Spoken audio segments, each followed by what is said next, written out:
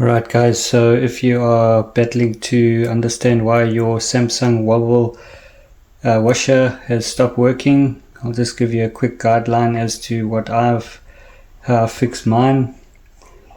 Okay, so you want to do, as you can see on the right here, I've got another washing machine, another Samsung. Now you can see the one for the left, for the Samsung Wobble. The white one is the plug on the left, and the one on the right is for the black one.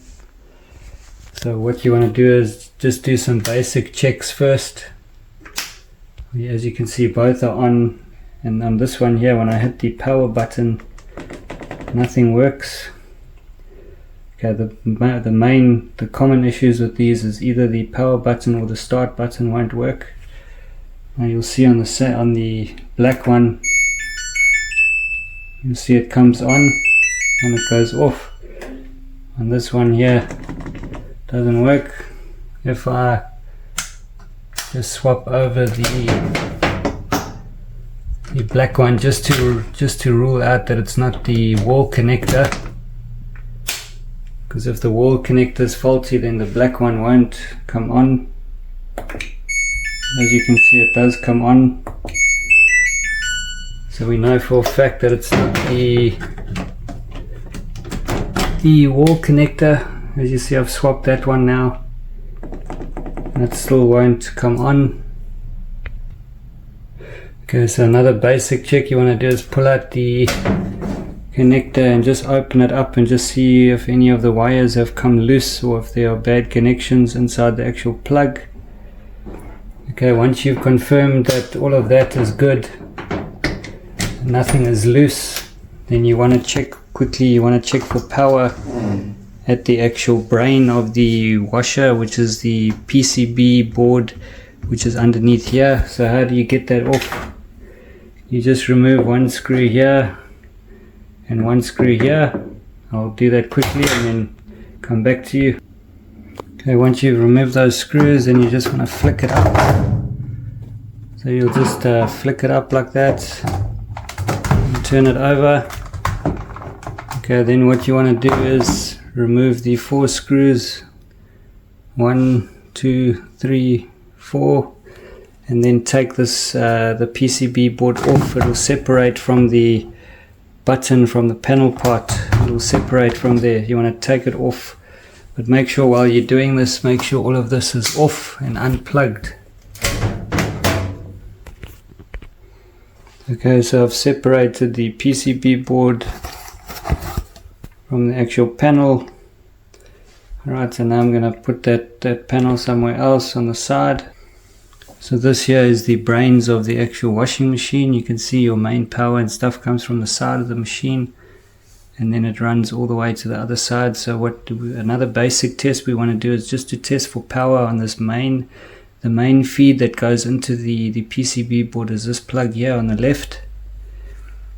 Okay, there's this main that goes in here, but we want to be testing power here so that we know we're getting power first of all to the PCB board. Okay, so we are going to disconnect this plug, make sure the washing machine is off. Now you're going to need a multimeter, and we are going to test the black wire for positive and the white wire is your negative. So you want to make sure that you're getting 240 volts at this actual main feed into the PC board. If you aren't getting 240 volts, then you know it's the wiring that's actually coming from here all the way through. There might be a break in the wiring. That's if you aren't getting any voltage. But if you are getting 240 volts at this plug, that means that the PCB board is faulty, and all you have to do then is replace it, because a lot of foreigners and that who have videos on fixing these PCB boards, unfortunately a lot of them are Indian and Asian people, and if you are an English speaking person like myself, it's very difficult to interpret what they're saying, because a lot of them will show you how to cut this this piece of the board out, because this is your main power supply side, and then they show you a few little tricks that you can do behind this, but it's very difficult to get to it and there's this silicone type of insulation on top of everything. And I've decided to just buy the whole PCB board because it only costs you $100. A brand new machine will cost me $600, maybe even $700, but to replace this board it's only going to cost me $100. Okay, I am getting power at this main feed, so I'm pretty positive that it is this PCB board. It's cheap enough and easier for you to just do that, because to fix this thing, to cut this thing out and to actually fix that thing there is very it's quite a job, and it's very time consuming, and you might even get it wrong and then blow a fuse on your main board or something like that. So it's just much easier to pay the $100. Some places will actually supply it to you less, for $60 or $70, but I've found a place in New Zealand that will supply. You just have to look at this part number here. I'll provide a link in the description to the actual part, to the supplier that I used to get it in New Zealand. Okay, this machine's actually from South Africa, but the actual PCB board is exactly the same as the one that I'm going to get, but it has a different part number. So I think it's DC92016882C, and this one's DC92016882B. Because the machine that's made in South Africa just has different model numbers on the machine itself. Like the machine itself has a different model number, and the PCB board has a different model number because it was built or supplied to South Africa, but in New Zealand it's a different part number, but the part is identical. So I'll just I'll get back to you guys once I've installed the part, and we'll see if it actually works. Okay guys, so if you want to check for power, as I've said, the black wire is your positive and the white wire is your negative. So you just want to shove your multimeter red and black on there, your actual probes. Okay, now you can see on the multimeter, if I stick it in there properly, you'll see that it's at 240 volts. Okay, so we are getting voltage, so we know that there's voltage coming to the board. Okay, but the buttons aren't working, so we can basically clarify that the board is faulty. Alright guys, so it's a couple days later and the new part has arrived. Here's a new part over here. So I'm gonna open it up.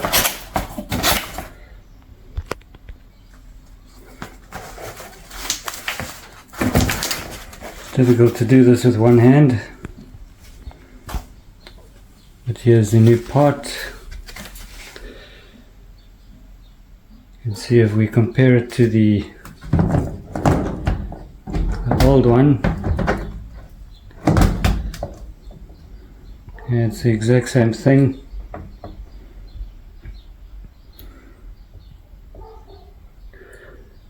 Okay, so I'm just going to install it. I'm going to take the plugs off the old one here, and I'm going to plug it in, and we'll see how it goes. We'll see if it was worth $120 including shipping. Just a quick one guys, to unplug it you just push on these tabs, you pull the plugs up,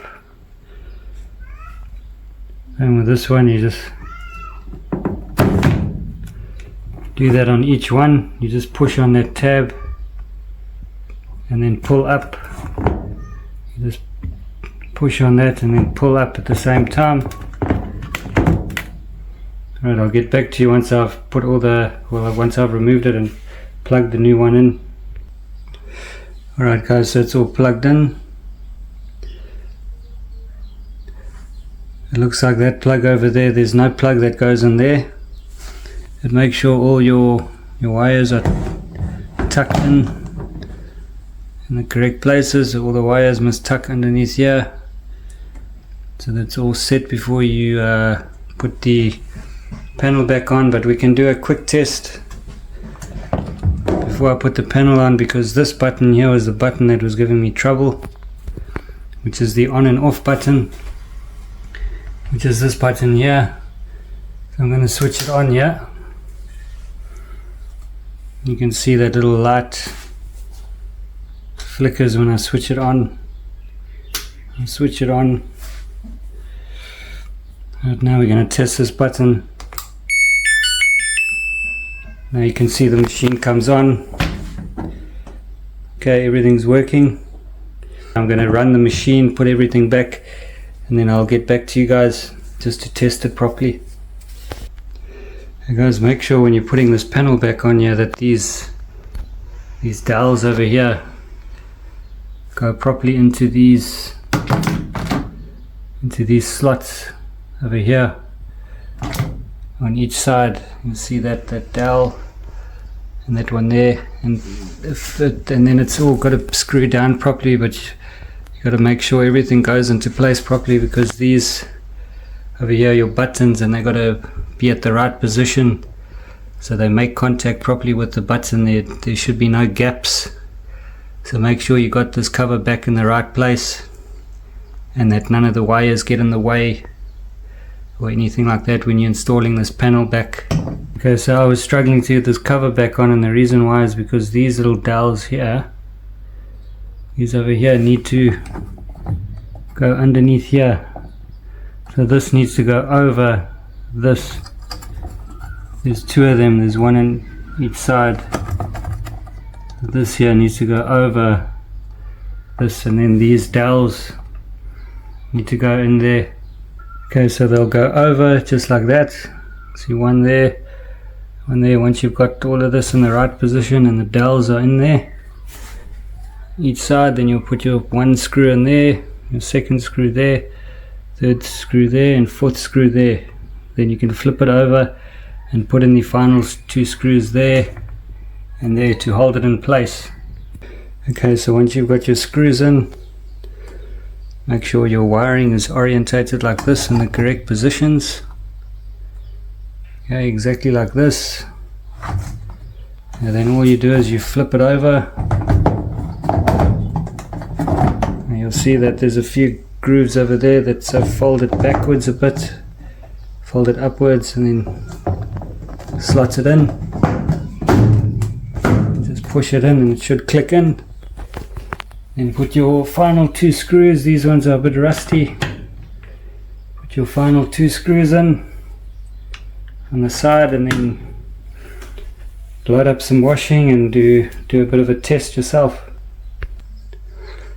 Alright guys, power's on, screws are all back in. Let's do a quick test.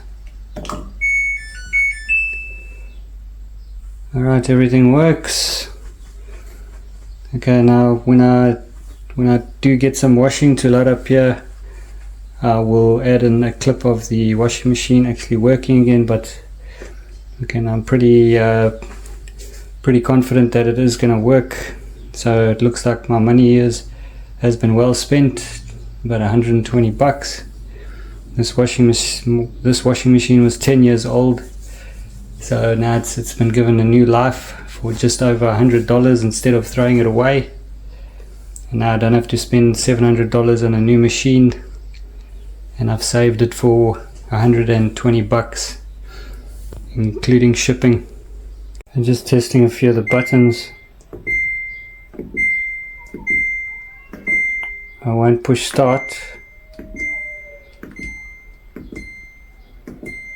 Okay, so I've tested literally all the buttons, and normally I just do a fuzzy wash, but I'll show you guys once it's actually running.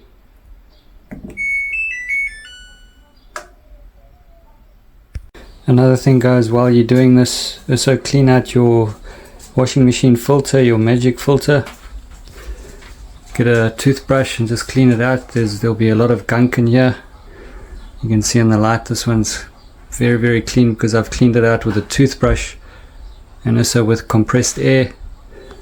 So once you clean it out, it opens up as well, so you clean that out nicely inside and outside. You snap it back together and then you just put it back in its slot over there. It just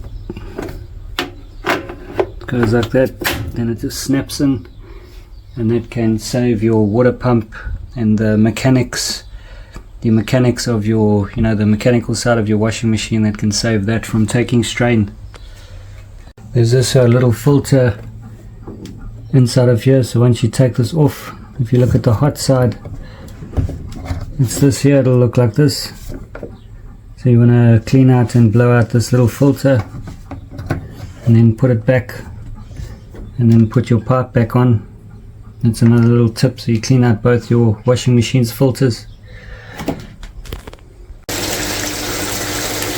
Okay guys, doing a quick test. So everything seems to be running at this point. The water's filling up.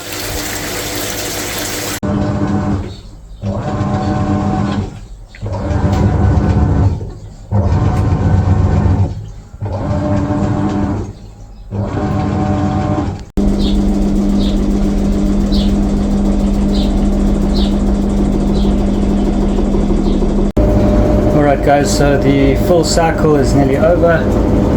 As you can see, 4 minutes left. It's just doing its final spin. So what is the moral of the story here? It is, don't be afraid to do it yourself. This repair only took me 10 to 15 minutes to actually do, and it only cost me just over $100, about $120, $130, including shipping.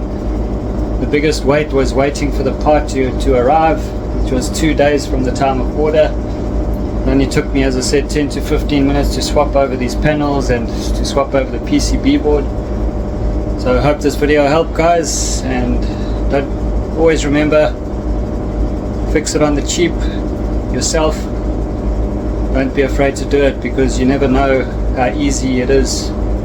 Once you just do a little bit of research, and once you just get stuck in a little bit, spend a little bit of time researching and a little bit of tapping on the surface, and you can most likely fix it yourself for pennies on the dollar.